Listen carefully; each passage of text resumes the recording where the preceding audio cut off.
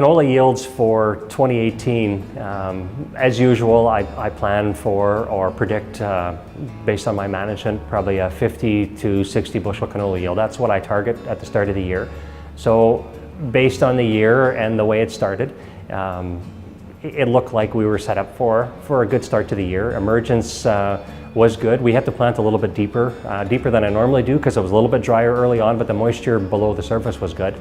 The crop emerged very well, but May and first part of June was really hot and dry, and there was already concern of how the canola crop was going to continue through the season. Middle of June, it really began to struggle, where you could see the crop was wilting and really struggling through the moisture. But a large rain event in the end of June really brought that crop around, and my estimate in middle of June, if you would ask me, was probably maybe 30 bushel. If we were going to hit 40, I was going to be happy.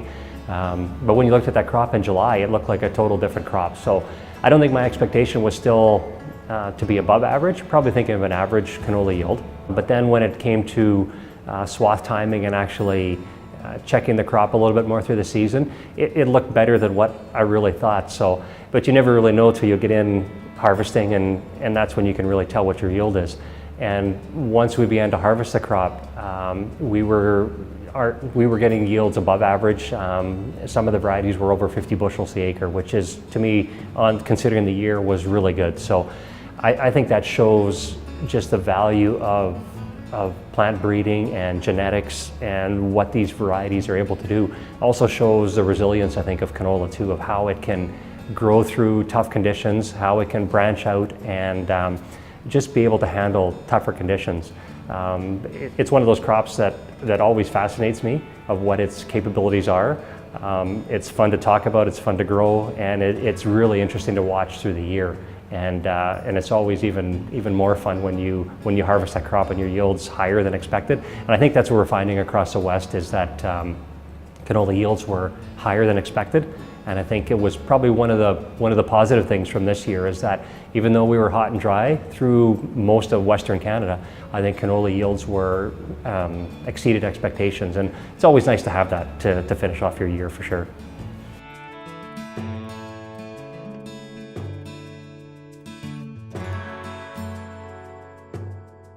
So we've been growing pod shatter varieties at Kelburn Farm for, I would say, the last 5 years. We've been trying different management strategies with the variety to try and take advantage of that pod shatter trait. So we've looked at delayed swathing, we've looked at obviously straight cut, and different ways of managing that crop in season. And I think what I've seen from this trait with pod shatter is it's a real thing, and you really have to, as a grower, is grow that variety and really take advantage of that trait. If you compare a pod shatter variety beside a non-pod shatter variety, and you have tough weather conditions, whether it be an intense rain event or a wind event, or in the case of this year where that crop has to stay out in the field longer than expected, that's when you really see that trait start to really show itself, where those pods stay intact and you can delay harvest, and it's basically almost an insurance policy for conditions like this year. So in the past few years, we've tried different management, such as letting it mature on its own. We've done different harvest management techniques of desiccating the crop, and 1 year you see an advantage depending on the weather event, and the next year there's no difference. But it allows farms of different sizes and different management and different people that you have on the farm to manage your farm accordingly. So if you want to leave that variety out in the field longer, you can. If for some reason you don't get out there as quick to swath that variety, that's okay too. So it just gives you some flexibility with that variety.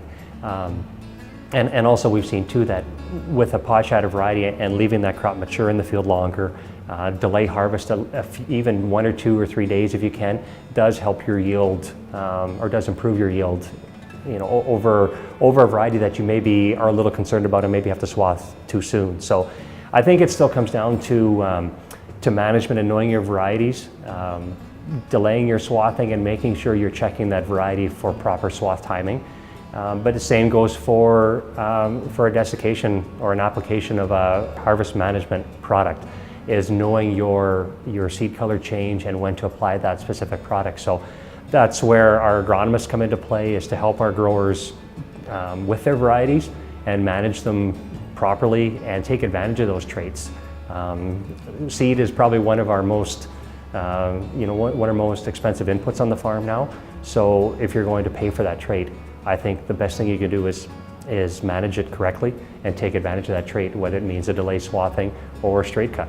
But there's a lot of varieties out there to use and pick from, and whatever works on your farm, in my opinion, is what you should go with. But still asking questions and learning from people who have grown these varieties. And the same with myself. I talk to a lot of growers in the area who grow these varieties, as well as our agronomists, and learn from them. And then I try to duplicate that on the farm as well. So when we do farm tours and talk to our agronomists, I can share my experience with our fellow agronomists or farmers on what we do and what we see has worked, and then compare that back over the past, say, 5 years and see what's been the advantage or what's been the difference, and try to maximize our yield or return according to those varieties that we have available to us.